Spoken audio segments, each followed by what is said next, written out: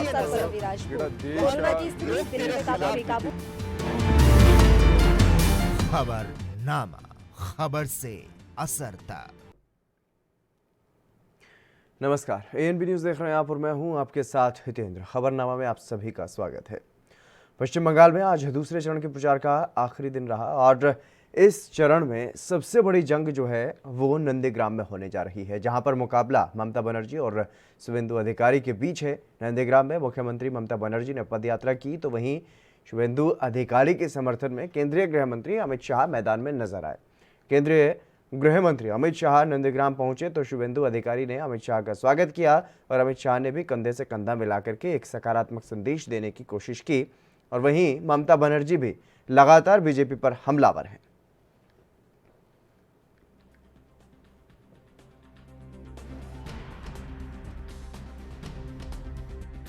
प्रत्याशी श्री शुभेंदु अधिकारी का प्रचार करने के लिए मैं आया।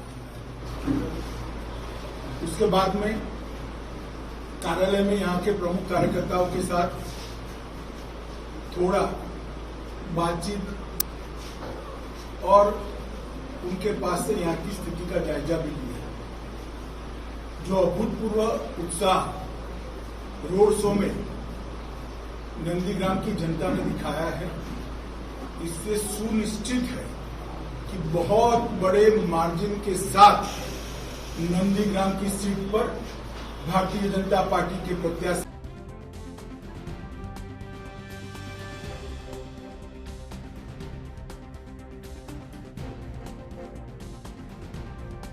जारी है। और अब दूसरे चरण के मतदान के लिए जो चुनाव प्रचार होना है वो खत्म हो चुका है और ऐसे में जो संघर्ष जो सबसे ज़्यादा देखने को मिल रहा है वो सिर्फ नंदीग्राम सीट पर देखने को मिला, क्योंकि वहां पर अमित शाह भी रोड शो के लिए पहुंचे और वहीं ममता बनर्जी ने भी पदयात्रा की। हालांकि वो व्हीलचेयर पर नजर आई और अमित शाह रथ पर नजर आए, लेकिन दोनों तरफ से पूरी ताकत जो है वो लगाई गई ताकि किसी भी तरीके की कोई और कसर ना रह जाए। ऐसा लग रहा है मानो पूरी की पूरी जो सत्ता की लड़ाई है वो सत्ता की लड़ाई का केंद्र अब नंदीग्राम बन गया।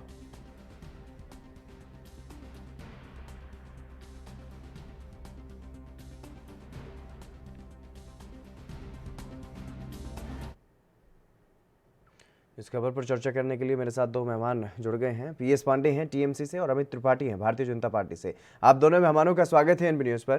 पीएस पांडे जी, मैं सबसे पहले आपके पास आना चाहूँगा, क्योंकि लगातार जिस तरीके से चुनाव प्रचार वहाँ पर किया जा रहा है और पूरे पश्चिम बंगाल में विधानसभा चुनाव है, लेकिन जो चुनाव का केंद्र है वो नंदीग्राम बन गया है। नंदीग्राम में ऐसा क्योंकि वहाँ पर शुभेंदु अधिकारी की तरफ से पूरी कोशिश, पूरा जोर लगाया जा रहा है, यहाँ तक की चुनौती दी गई है कि अगर वो इस बार हार गए तो राजनीति तक छोड़ देंगे, ऐसी बात भी उन्होंने कही है। और वहीं ममता बनर्जी भी पूरी ताकत लगा रही हैं। तो क्या ये समझा जाए कि बंगाल की सत्ता की जो चाबी है वो सिर्फ नंदीग्राम में है? हाँ बिल्कुल सर, प्रणाम सर। स्वामी जी प्रणाम जी।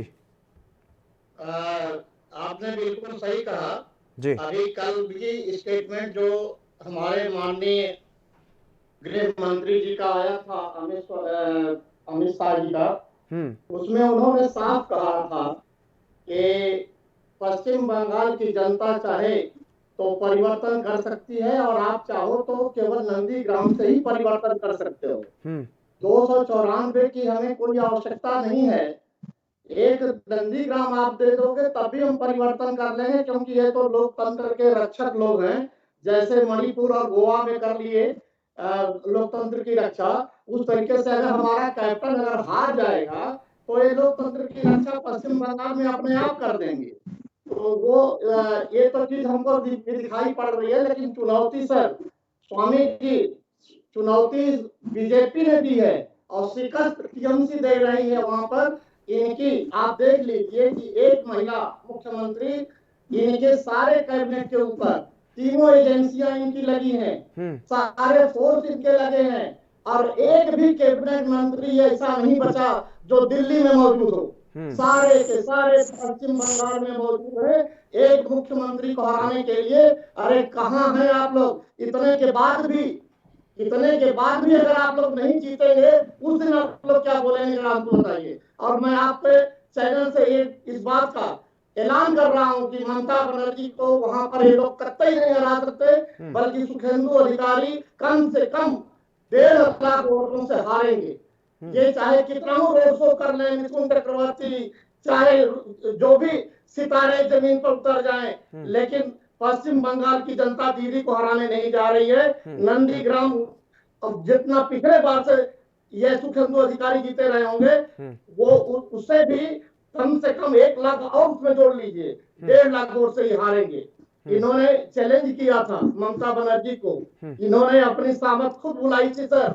इन्होंने कहा था सबसे पहले जब ये बीजेपी में शामिल हुए तो इन्होंने कहा था कि ममता बनर्जी अपनी परंपरागत सीट छोड़ करके, भवानीपुर सीट छोड़ करके अगर हिम्मत हो तो नंदीग्राम में आकर के लड़ करके दिखाएं। तो ममता बनर्जी ने इनके चैलेंज को भी स्वीकार किया और इन्होंने बताया इनको कि देखो मैं आ गई, अब तुम्हारा ये जो गढ़ कहते हो ना, ये गढ़ जो है तुम्हारा नहीं है, टीएमसी के बैनर से तुम लोग जीतते रहे हो और उसकी वो जो टीएमसी का बैनर है वो हमने तुमको दिया था। तुम ये कह रहे हो कि ये जनता तुम्हारी है, ये जनता तुम्हारी नहीं, ये जनता हमारी है और ये निर्णय 1 तारीख को हो जाएगा। अमित जी, पूरी की पूरी कैबिनेट लगी और आज आखिरी दिन भी केंद्रीय गृह मंत्री अमित शाह वहां पर पहुंचे। अब इनका टीएमसी की तरफ से ये दावा है कि पिछली बार शुभेंदु अधिकारी जब जीते तो उनके पास टीएमसी का चुनाव निशान था, लेकिन अब की बार वो बीजेपी में है और उनका मुकाबला सीधा ममता बनर्जी से है, तो ऐसे में उनको वहां पर कोई नहीं जिता सकता। देखे ही थे कि जब 2011 में भी जब नंदीग्राम से ही परिवर्तन होने का काम हुआ था और जो 33 साल की सत्ता थी वहां पर, जिसमें कुशासन, गुंडाराज, अपराध, घुसपैठियों जैसे मुद्दों को उस समय नंदीग्राम में उखाड़ फेंकने का काम किया था, वही इस बार 10 साल के कुशासन को, घुसपैठिए जिस तरीके से मुद्दा बना, जिस तरीके वहां से अपराध की पराकाष्ठा बढ़ाई गई है, जिस तरीके से वहां महिला अपराध में बंगाल नंबर 1 है, तो आज उन सबको जवाब देने के लिए नंदीग्राम पूरी तरीके से तैयार है।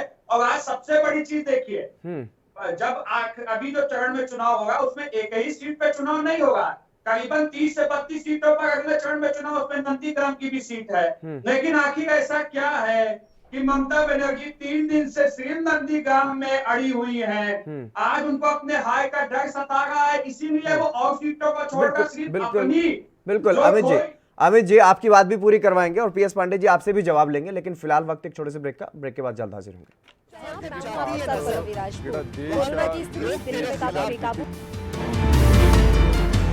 खबरनामा, खबर से असर तक। राष्ट्र धर्म, रात 8 बजे सिर्फ ANB न्यूज पर। क्या ये वही 4 साल पहले वाला उत्तर प्रदेश है? नहीं, ये है नए भारत का नया उत्तर प्रदेश। हर क्षेत्र में विकास को प्राथमिकता देते हुए आवास, बिजली, पानी, स्वास्थ्य, शौचालय, किसान कल्याण, शिक्षा, इंटरस्टेट कनेक्टिविटी, एक्सप्रेसवे, नए एयरपोर्ट सहित भविष्य की जरूरतों को ध्यान में रख इंफ्रास्ट्रक्चर के निर्माण पर जोर दिया और हर क्षेत्र में रिफॉर्म, परफॉर्म, ट्रांसफॉर्म की कार्यशैली से नए भारत के नए उत्तर प्रदेश के निर्माण का शंखनाद किया, जिससे आज उत्तर प्रदेश देश की दूसरी सबसे बड़ी अर्थव्यवस्था बन चुका है। प्रति व्यक्ति आय दोगुनी हुई है, साथ ही निष्पक्ष व पारदर्शी प्रक्रिया द्वारा युवाओं को रिकॉर्ड सरकारी नौकरियां दी गई।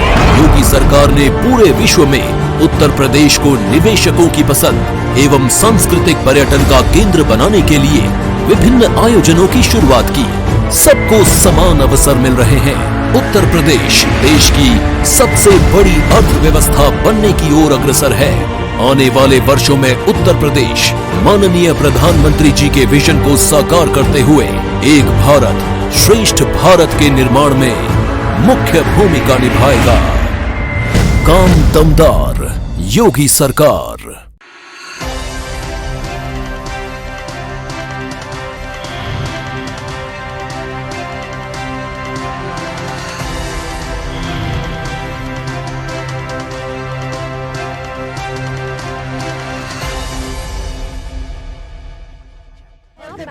सर्वविराज, कोरोना की स्थिति दिन पे काफी बेकाबू।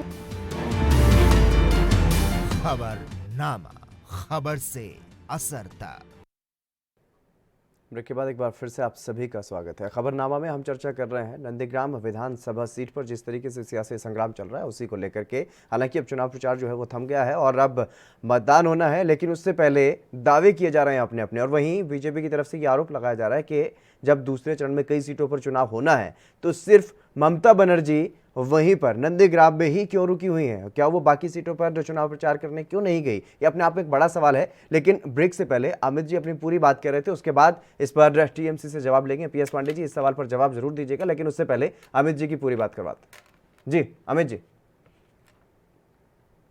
बात का जवाब इसमें भी देना चाहता हूँ क्योंकि ये कह रहे हैं कि की पूरी कैबिनेट बंगाल में आई है, तो इनको पता होना चाहिए कि भारतीय जनता पार्टी एक राष्ट्रीय पार्टी है और जब चुनाव होते हैं तो हमारे नेता हर राज्यों में जाते हैं और चुनाव प्रचार करते हैं, लेकिन वहाँ के जो चुनाव के मुद्दे होते हैं वो जनता को बताने का काम करते हैं। वो आज देश के प्रधानमंत्री नरेंद्र मोदी जी हो, अमित शाह जी हो, ये लोकप्रिय नेताओं में से हैं और आज इनको जनता सुनना देखना चाहती है, तो क्या वो उनको वहां जाने में दिक्कत है? बंगाल का देश के बाहर का कोई राज्य है? आज टीएमसी के पास कोई नेता नहीं है, टीएमसी के खुद के लोग आज टीएमसी से असंतुष्ट हैं। आज टीएमसी के अंदर खुद ही दो फाड़ हैं, इनके अपने घर समझ ले गए हैं, इनको हमारे नेताओं के आने जाने में दिक्कत है। सबसे बड़ा चीज है कि भारतीय जनता पार्टी पहला बंगाल ऐसा नहीं है कि बंगाल में कैसा होगा, जहां पे भी चुनाव होते हैं हमारा सौभाग्य, हमारा गौरव है कि हमारे पास इतने हर राज्य में नेता है जो जगह जगह प्रचार कर सकते हैं। आपके पास तो न नेता है, न नियत है, न चरित्र है।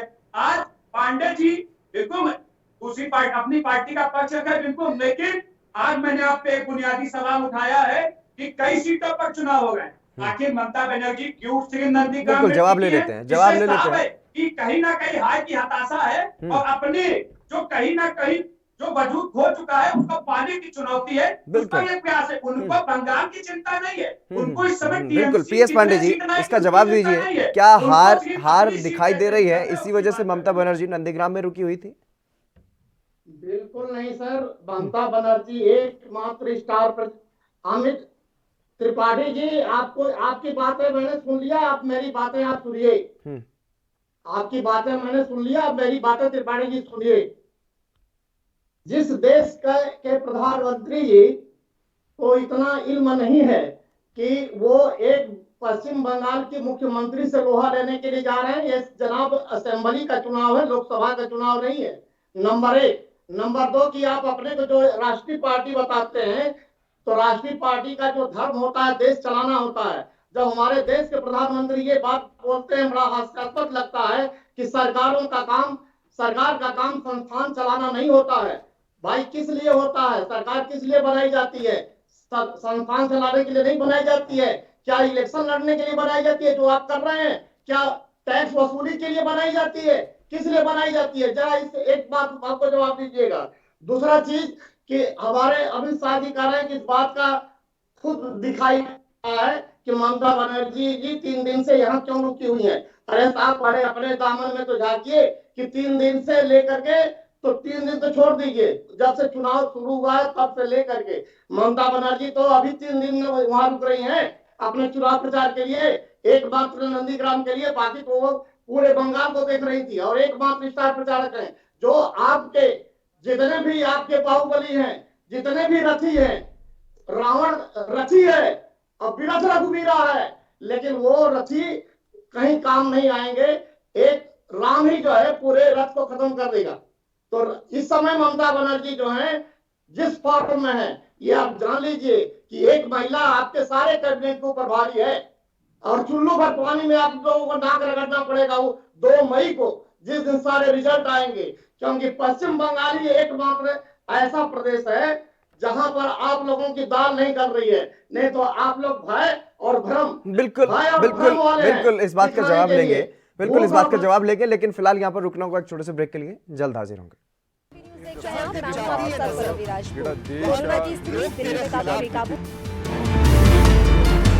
खबरनामा, खबर से असर तक। क्या आप दुबले पतले कमजोर हैं? आपकी सेहत नहीं बनती, भूख कम लगती है, वजन नहीं बढ़ता। दरअसल मेन बात खाना पीना खाना नहीं है, मेन बात है खाया पिया लगना। और अगर खाया पिया लगेगा ही नहीं तो सेहत बनेगी कैसे?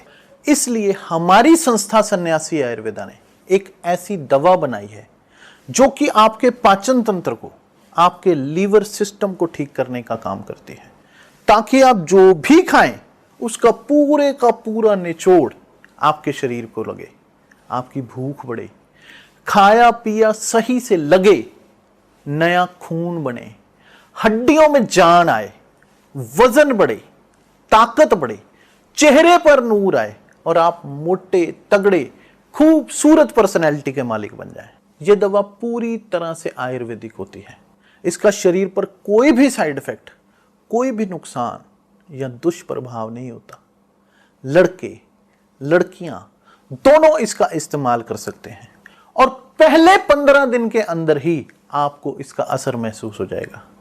सिर्फ 650 रुपए की पूरे 1 महीने की दवा होती है और आप इसे घर बैठे 01145454545 पर फोन करके दवा मंगवा सकते हैं।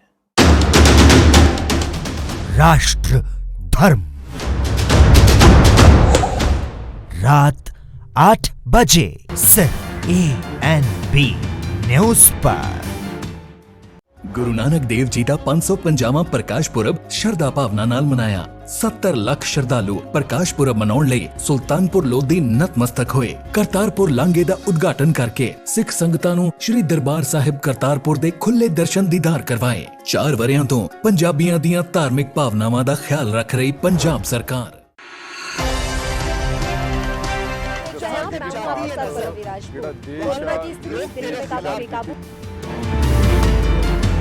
खबरनामा, खबर से असरता। ब्रेक के बाद एक बार फिर से आप सभी का स्वागत है। हम चर्चा कर रहे थे पश्चिम बंगाल में नंदीग्राम विधानसभा सीट पर जिस तरीके से सियासी संग्राम देखने को मिला उसी पर, और 2 मेहमान मेरे साथ लगातार बने हुए हैं, अमित त्रिपाठी भारतीय जनता पार्टी से और PS पांडे TMC से।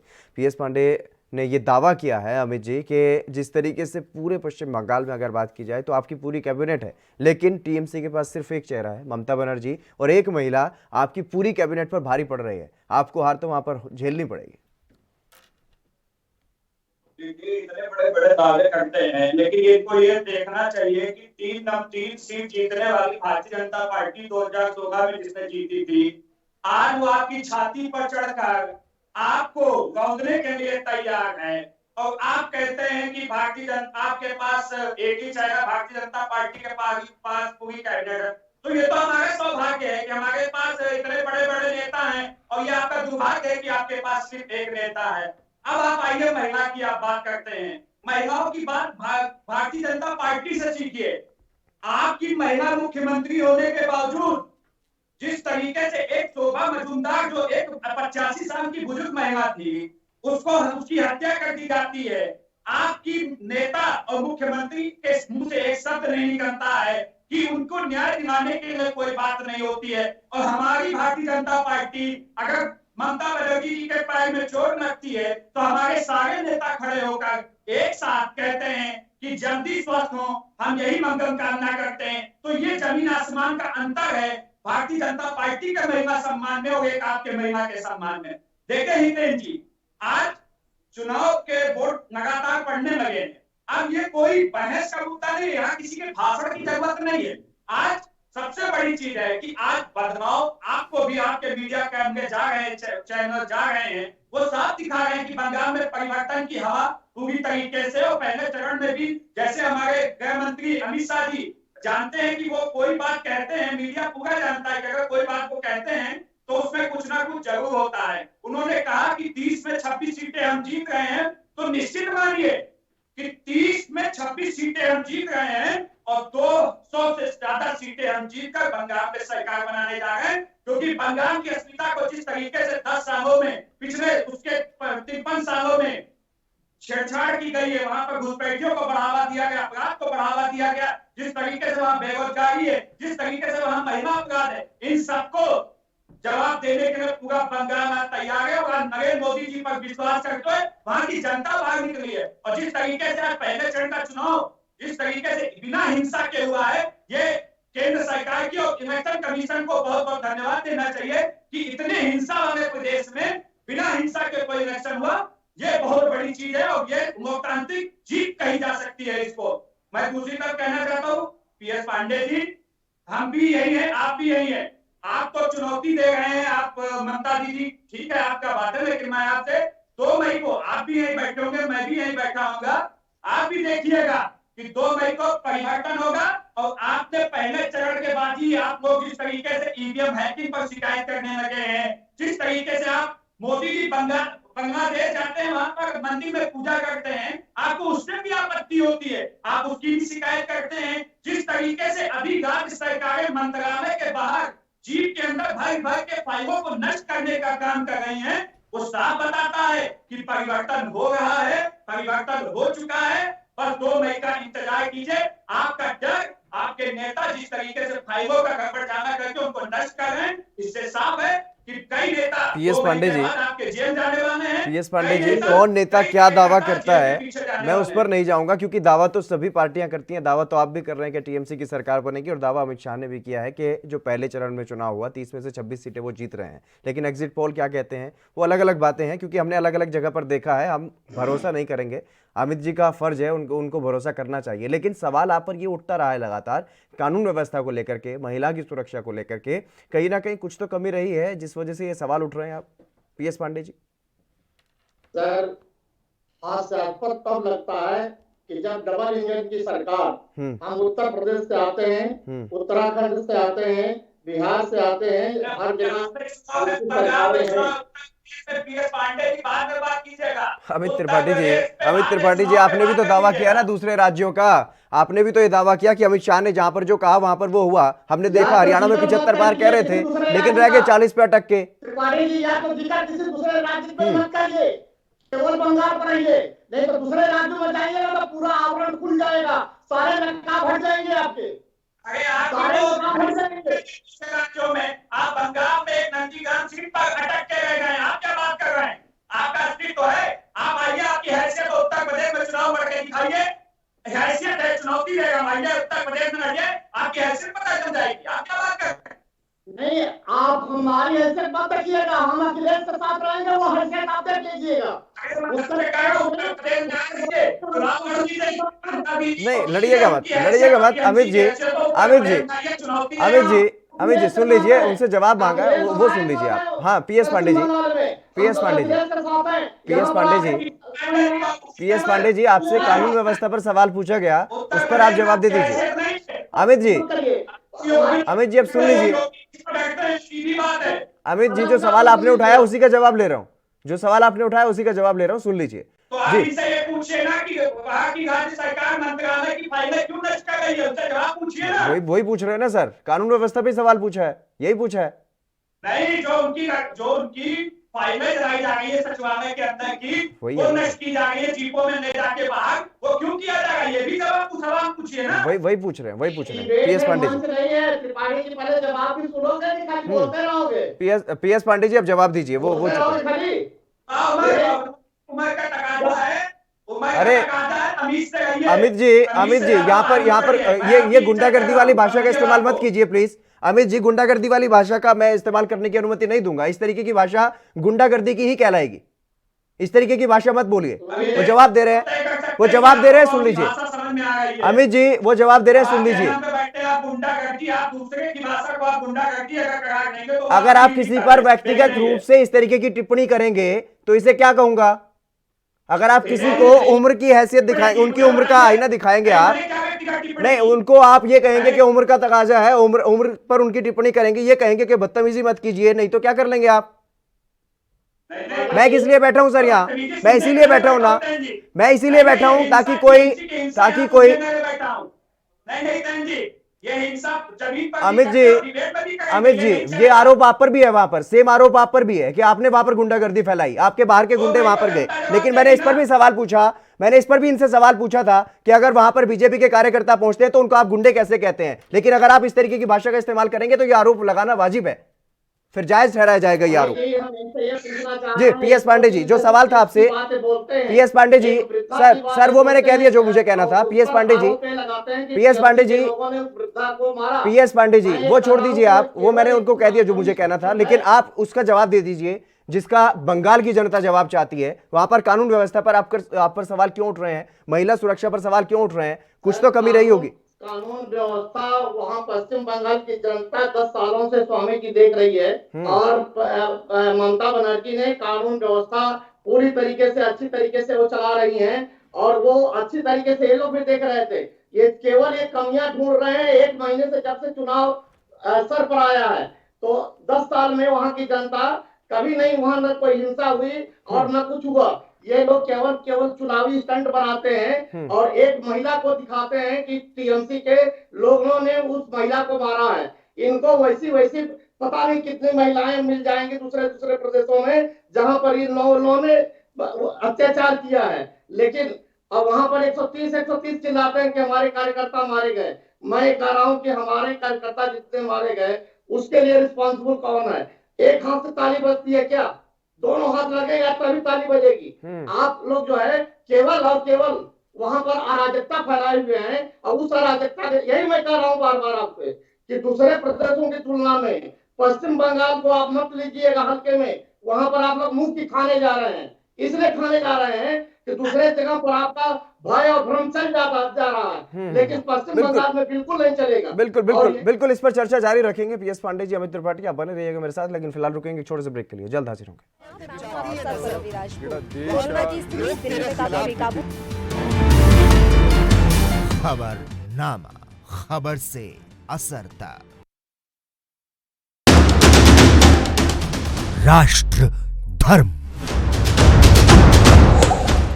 रात 8 बजे सिर्फ ANB न्यूज पर। क्या आप दुबले पतले कमजोर हैं? आपकी सेहत नहीं बनती, भूख कम लगती है, वजन नहीं बढ़ता? दरअसल मेन बात खाना पीना खाना नहीं है, मेन बात है खाया पिया लगना। और अगर खाया पिया लगेगा ही नहीं तो सेहत बनेगी कैसे?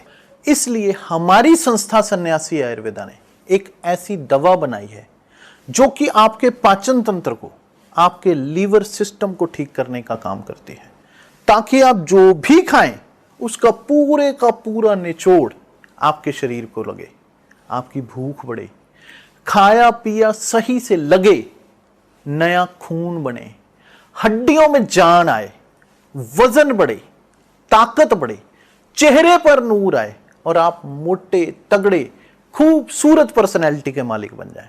यह दवा पूरी तरह से आयुर्वेदिक होती है। इसका शरीर पर कोई भी साइड इफेक्ट, कोई भी नुकसान या दुष्प्रभाव नहीं होता। लड़के लड़कियां दोनों इसका इस्तेमाल कर सकते हैं और पहले 15 दिन के अंदर ही आपको इसका असर महसूस हो जाएगा। सिर्फ 650 रुपए की पूरे 1 महीने की दवा होती है और आप इसे घर बैठे 01145454545 पर फोन करके दवा मंगवा सकते हैं। राष्ट्र धर्म, रात 8 बजे सिर्फ ANB न्यूज पर।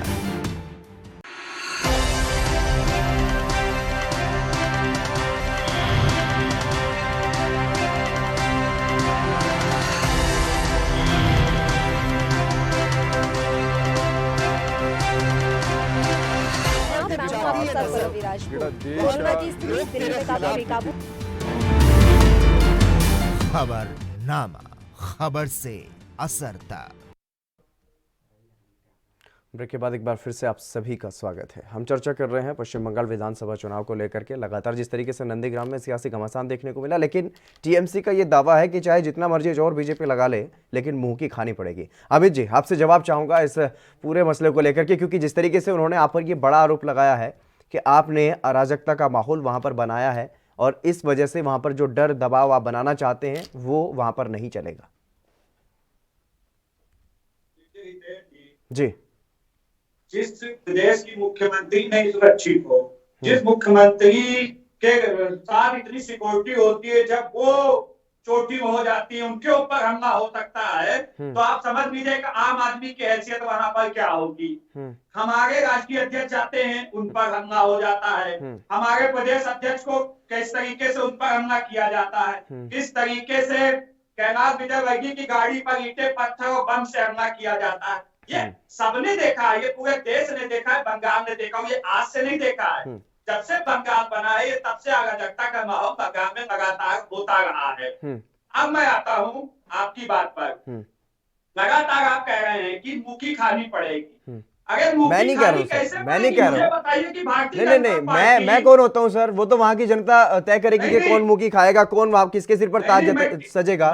ये दावा कर रहे हैं पीएस पांडे जी। आपको नहीं कह, सुनिए, मैं आपको नहीं कह रहा हूँ, मैं टीएमसी को लेकर बात कह रहा हूँ। टीएमसी ये कह रही है कि भारतीय जनता पार्टी मुक्की खाएगी। अब मैं इसे पूछना चाहता हूँ, लोकसभा में भारतीय जनता पार्टी 2014 में 2 सीटें जीती थी, इस बार 18 सीटें जीतने का काम किया। आपने 42 सीटें जीती थी, इस बार 22 सीटें आपने जीती है। तो मुखी खा कौन रहा है? वो तो आपको देखना चाहिए, प्रामाणिकता के साथ अपनी बात करनी चाहिए। केवल आप हवाई बातें करके निकल जाना चाहते हैं, ऐसे नहीं होगा। बिल्कुल पीएस पांडे जी कहते कि हम 2 डिजिट में नहीं जा पाएंगे, टुकड़ा साफ कर दिया। बिल्कुल आपके कई नेता आज आपसे छोड़कर पार्टी में हमारी आ गए हैं, क्योंकि उनको पता है कि आपने जंगल राज बना दिया बंगाल को। आज बंगाल में किस तरीके से रोहिंग्या मुसलमानों को बढ़ावा दिया गया, अपने चुनाव जीतने के लिए उनको वोटर बनाया गया, और आप जो बंगाली है उसके जो चीजें हैं, जो उसका हक था, उसको आपने दूसरी तरफ देने का काम किया है। वो जो आपने बंगाल की अस्मिता के साथ आघात करने का काम किया, बंगाल में आघात करने का काम किया, उसको जनता ने देखा। ये बीमों की धरती है, यहाँ पर घुसपैठियों की जगह नहीं थी, लेकिन आपने कैसे भी चुनाव जीतने हैं, आपने वहां पर घुसपैठियों को अनुमति दी। बिल्कुल ये जवाब ले लेते हैं। मैच होता है पाकिस्तान में, अगर जीत होती है तो पाकिस्तान में नहीं, बंगाल में पटाखे फूटते हैं। इस तरीके का बंगाल है ये, हमारा बंगाल नहीं हो सकता है। ये जंगल राज की परिभाषा है, ये गुंडा राज की परिभाषा। उन सबका जवाब 2 मई को जनता देगी, और 2 मई के बाद एक का हिसाब भी होगा। बिल्कुल पीएस पांडे जी, क्योंकि ये किसी से छुपा नहीं है, भले ही टीएमसी के कार्यकर्ता मरे हों या बीजेपी के मरे हों, भले ही पाकिस्तान के जीतने पर पटाखे चले हों, ऐसे सब कुछ हुआ है वहां पर। तो क्या इसकी जिम्मेदारी से भाग सकती है टीएमसी, क्योंकि टीएमसी वहां पर सत्ता में थी? सर 2 मिनट का समय चाहेंगे आपसे? बिल्कुल। ये अमित जी हमारे जो प्रश्न उठाए हैं, मैं उस पर अगर जरा शांत होकर के, गुस्सा मत करिए, गुस्सा करने से कुछ नहीं होगा। आप शांत होकर के जरा मेरी बात सुनिए, प्लीज बात सुनिए। नहीं, गुस्सा नहीं कर रहा हूँ, आप मुझे गुस्सा मत सिखाए, अपनी बात कीजिए। मैं आपसे कह रहा हूँ, ये मेरा कर रहा हूँ, आप अपनी बात कीजिए। हाँ सुन लीजिए। जिस तरीके से आपने कहा कि हमारी राष्ट्रीय पार्टी है और हमें इस बात का गर्व है कि हमारे पास इतने नेता हैं जो पश्चिम बंगाल में चुनाव के लिए उतर रहे हैं, और हम हर एक राज्यों में इसी तरीके से चुनाव लड़ते हैं। दिल्ली में भी आपके बहुत हवाई दावे किए गए थे, क्या हुआ? कुछ नहीं हुआ। नंबर 1। नंबर 2 कि ये जो आप कह रहे हैं ना कि हमारी राष्ट्रीय पार्टी है, हम मानते हैं कि हमारा प्रभाव केवल पश्चिम बंगाल में है, हालांकि राष्ट्रीय पार्टी हम भी हैं, हमको भी राष्ट्रीय पार्टी का दर्जा मिला हुआ है, लेकिन हमारा प्रभुत्व ज्यादातर बंगाल में है, ये बात हम मानते हैं। जिस बात का आपने जिक्र उत्तर प्रदेश में किया, अखिलेश जी हमारे साथ हैं और उत्तर प्रदेश में हम अखिलेश जी के साथ हैं, यहाँ भी हम आपको जवाब देंगे, इसमें घबराइएगा नहीं। लेकिन नंबर 3, जो अराजकता की बात आप कर रहे हैं, ये अराजकता का माहौल वहां पश्चिम बंगाल की जनता देख रही है कि 10 सालों के बीच में कुछ नहीं था, लेकिन जैसे ही आप चुनाव प्रचार के लिए वहां गए हैं और 3 तिकड़म लगा दिए वहां पर जाकर के, और 3 तिकड़म लगा करके अराजकता का माहौल आप तैयार किए हैं। वही मैं कह रहा हूं कि कभी भी एक हाथ से ताली नहीं बजती है, दोनों हाथ से बजती है। और आप कह रहे हैं कि आप हमारे लोग टूटते चले गए, मैं आपको एक सेंटेंस में इसका जवाब दे रहा हूं। सहस अवगुण बसत है लक्ष्मी तेरे ओट। आपके पास पैसा है, आप खरीदने चले हो, चाहे जितने लोगों को खरीद लो, लेकिन ये आप जान लो कि अभी भी जमीन बाकी है, और जिसके जिसके पास जमीन है वो टीएमसी में है, जिसके पास जमीन नहीं था वो बिक करके आपके पास गया है। आप ऐसे आयातित लोगों से चुनाव लड़िए, तो हमें कोई गुरेज नहीं है। जो लोग आपके यहाँ गए हैं वो लोग चुनाव हार रहे हैं। लेकिन पीएस पांडे जी, मेरा सवाल कुछ और था। मेरा सवाल ये था कि आप अपनी जिम्मेदारी से भाग नहीं सकते हैं। कानून व्यवस्था की जिम्मेदारी आपकी थी, वहां पर कानून व्यवस्था में कहीं ना कहीं कुछ ऐसा विघ्न जो है वो पड़ता हुआ दिखाई दिया, जिसकी वजह से आज बीजेपी आप पर हावी है। सर वही मैं कह रहा हूं सर कि अगर इन्होंने जाकर के वहां पर अराजकता फैलाई तो ये पकड़े क्यों नहीं गए? 10 साल में सर वहां पर कोई हिंसा नहीं हुई है। और जब भी ये गए हैं वहां पर, जब चुनाव लड़ने ये लोग गए हैं, और वहां पर जब से कैलाश विजयवर्गीय ने वहां पर अड्डा दिया है, वहां पर जाकर के अपना निवास बनाया है और वहां पर लोगों को गोलबंदी शुरू किया है, तभी से सारी चीजें हुई है। इसके पहले वहां पश्चिम बंगाल पूरी तरीके से शांत था। ये चुनावी माहौल जब से बनाया कैलाश विजयवर्गीय ने जाकर के, यहाँ पर से उत्तर प्रदेश से और अन्य दूसरे प्रदेशों से संघ के कार्यकर्ता जाके घर पर घुस गए थे और लोगों को भड़का करके टीएमसी के कार्यकर्ताओं को लड़ा करके ये माहौल बनाया इन लोगों ने। और इसके पहले पूरी तरीके से बंगाल शांत था, बिल्कुल शांत था। चुनाव लड़ने के लिए सारी चीजें की गई है, केवल वोट का पोलराइजेशन हो जाए। आज देखिए क्या बोल रहे हैं शुभेंदु अधिकारी, जो पहले टीएमसी में थे, आज का उनका स्टेटमेंट आया है कि पश्चिम बंगाल में ममता बनर्जी मिनी पाकिस्तान बना देंगी, और कह रहे हैं कि हिंदुओं के पक्ष का जो हमारे हिंदू हैं वो हमको वोट दे देंगे। इसका ये बात करने से ये बात करने से कोई वोट देता है? किस तरीके 10 साल में मिनी पाकिस्तान नहीं बना और 4 महीने में मिनी पाकिस्तान बन जा रहा। अमित जी, अभी तक तो मिनी पाकिस्तान बना नहीं है पश्चिम बंगाल, अब कैसे बन जाएगा? 4 महीने में बन जाएगा। अरे पांडे जी सुनिए, आपने शुभेंदु अधिकारी की बात की, बहुत अच्छी बात की। उन्होंने क्या गलत कहा? क्योंकि आप ही के नेता ने तो कहा है कि 30% की आबादी से हम 4 पाकिस्तान बनाएंगे देश के अंदर। इस पर आपकी चुप्पी क्यों हो जाती है? तब आप क्यों मौन हो जाते हैं? ये आप ही के नेता ने तो बात कही थी, उसका जवाब आज शुभेंदु अधिकारी ने दिया। उसमें क्या गलत कहा है? आपने उसकी निंदा की क्या? आप वो लोग हैं जो भारत की खाते हैं और पाकिस्तान की गाते हैं। आज आपने बंगाल में ऐसे लोगों को पन पाया है। हितेन जी, मैं एक चीज और पूछना चाहता हूं। इन्होंने आपकी बात का एक और जवाब नहीं दिया। इन्होंने कहा कि भारतीय जनता पार्टी को चुनाव में मुंह खानी पड़ेगी। या कि क्यों नहीं बताते हैं? अगर कमी नहीं है या इनकी विफलता नहीं है तो हम 2 से 18 पे कैसे पहुंचे? इनको बताना चाहिए। और आज ये उत्तर प्रदेश की बात करते हैं कि हम उत्तर प्रदेश में अखिलेश यादव के साथ हैं, तो मैं इनको बता दूं 2017 में अखिलेश यादव जी बबुआ और भैया के साथ सरकार बनाने के चक्कर में थे। जनता ने क्या हाल किया, वो आप भी अगर उसमें होंगे तो आपको भी हैसियत बताने का काम उत्तर प्रदेश की जनता ने किया। 2019 के लोकसभा चुनाव में अखिलेश भैया ने बुआ के साथ गठबंधन किया था, जनता ने मुंह की राह दिखाई।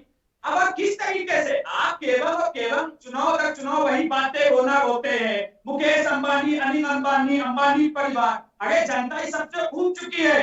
जनता बुनियादी सुविधाओं को चाहती है। आज बंगाल में जिस तरीके से अपराध है, भ्रष्टाचार है, जिस राज्य की मुख्यमंत्री स्वयं भ्रष्टाचार के आरोप में बार बार उनके ऊपर कार्रवाई होने की चीजें आ रही है, सुनवाई होने का काम हो रहा है, बार बार उनके परिवार में भतीजे पे जिस तरीके से सुनवाई वो ईडी की जांच चल रही है, तो ये आप बताएंगे? आप तो भ्रष्टाचार को पनपाने वाले, अपराध को पनपाने वाले। आप तो जो गरीबों का पैसा, जो तूफान का जो पैसा आया था, वो भी ममता बनर्जी जी ने हजम कर दिया और उसको हाईकोर्ट में उनको फटकार पड़ी, तब उसकी जांच शुरू हुई। इस तरीके के आपके नेता हैं। आपको आज पंजाब में क्यों नहीं 70 लाख किसानों को सम्मान निधि मिली? क्यों नहीं वहां पर शौचालय का लोगों को पैसा मिला? क्यों वहां पर लोगों को आयुष्मान कार्ड का लाभ नहीं मिला?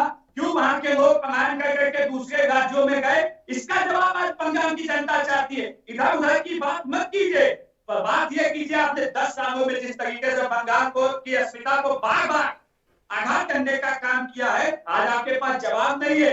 आज आप सिर्फ और सिर्फ भारतीय जनता पार्टी को अपना दुश्मन मान रहे हैं, जबकि नेट हो गई आपकी कांग्रेस हो गई। पीएस पांडे जी, कमियां अगर टीएमसी में रही है, कमियां अगर आपकी सरकार में रही है, तो फिर आप दुश्मन क्यों ये साबित करने की कोशिश कर रहे हैं कि हमारे दुश्मन है बीजेपी वाले? सर वही अब ये आपने सर प्रश्न पूछा, पता नहीं आपके प्रश्न को हमारे त्रिपाठी जी सुने भी कि नहीं सुने।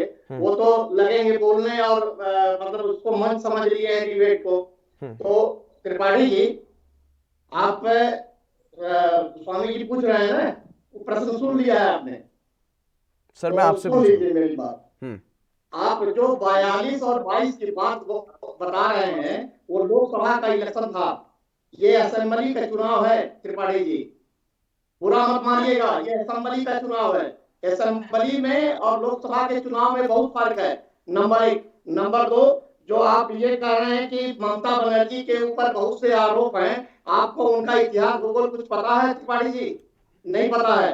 वो औरत पेंशन नहीं लेती, ना लोकसभा का ना विधानसभा का, और 40 किताबें उसने लिखी है, उसी राइटिंग से उसका जिंदगी चलता है। आपके जो हमारे पूज्य रहे अटल बिहारी वाजपेयी, इस देश के प्रधानमंत्री, उनके प्रधानमंत्रित्व काल में वो रेलवे मंत्री थी।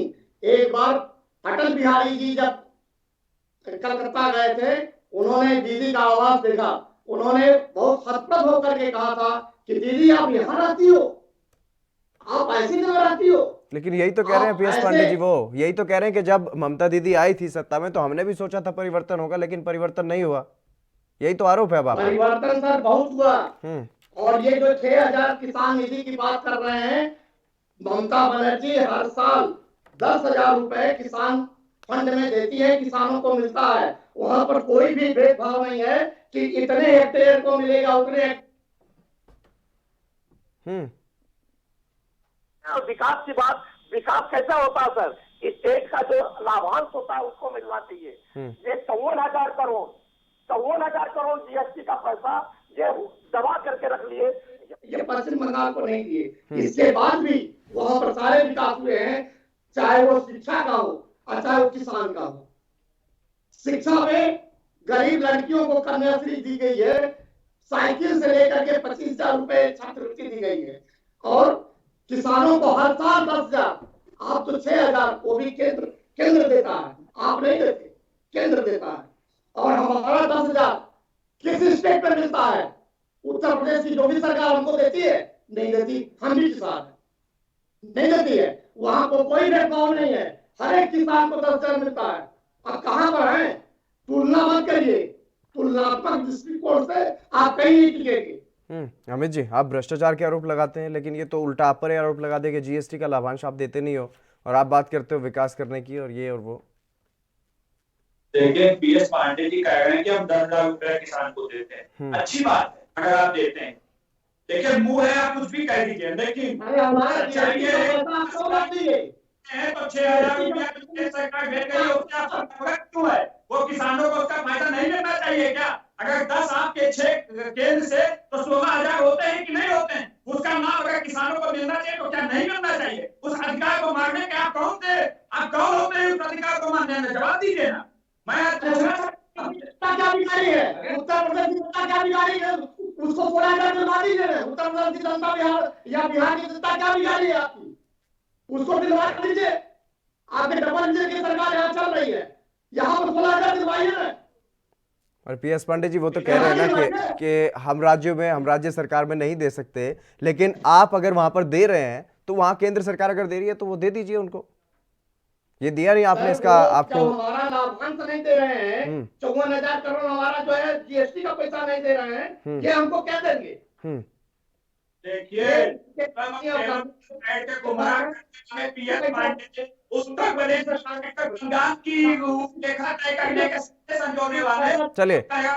चलिए बहुत शुक्रिया अमित जी मेरे साथ जुड़ने के लिए। पीएस पांडे जी आपका भी बहुत शुक्रिया। लेकिन नंदीग्राम में जिस तरीके से संग्राम देखने को मिल रहा है, ऐसा लग रहा है मानो पूरा जो पश्चिम बंगाल का जो विधानसभा का चुनाव होना है उसका केंद्र फिलहाल नंदीग्राम ही बना हुआ है। इस बुलेटिन में बस इतना ही, आप बने रहिए एएनबी न्यूज के साथ। कोरोना की स्थिति दिल्ली में काफी बेकाबू।